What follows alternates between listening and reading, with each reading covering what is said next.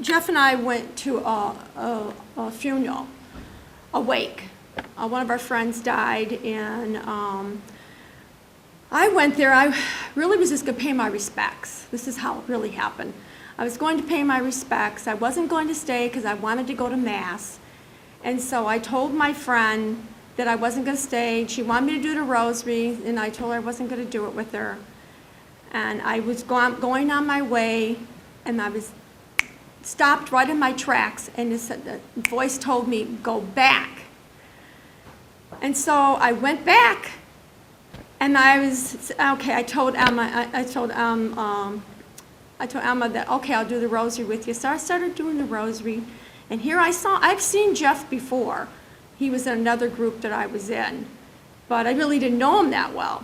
So he was coming down the aisle, and we saw each other, and we looked at each other, and of course we knew each other, so he came and sat by me, and I told him, I said, I didn't really want to stay. I said, I want to go to Mass. And he says, yeah, he says, same thing for me, not for Mass, but I wasn't really going to stay. I was just going to pay my respects and leave. He says, but something told me too. A voice told me too. He stopped in his tracks, and he said, go back.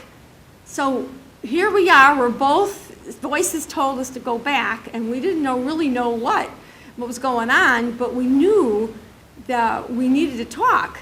We needed to talk about the Holy Spirit. We needed to talk how these voices was coming at us and telling us, you needed to be here, you need to talk.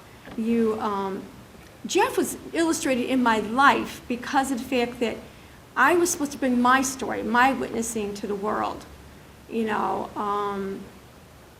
So I did my story with Jeff too. And I brought the Marian movement priest book to him. And I started getting messages from Blessed Mother in 2009 in the Marian movement of priests.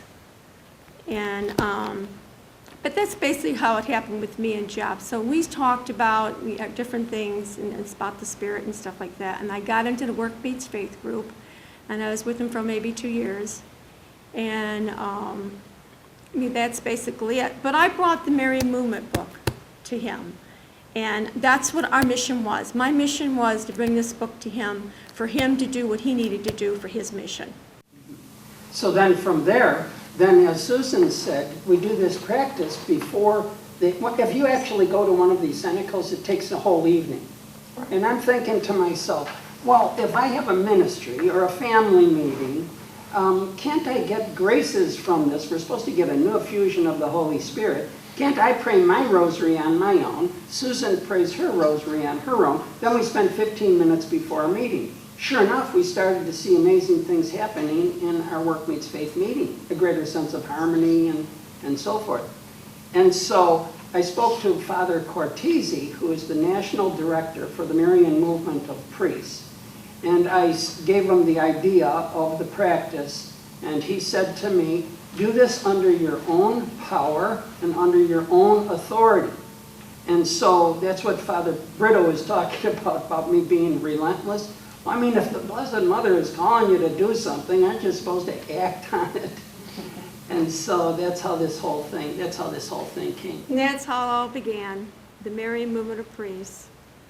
And I'm in a prayer group in the Marian of Priests, Little Cenacle at St. Francis Borgia on Tuesdays. And I give the messages to them. Blessed Mother tells me in a rosary what messages that she wants the world to know about that week. And I have a ministry going on. I have like 17 priests I work with, and I have a lot of lay people. There's messages in there that Blessed Mother wants me to give to the world.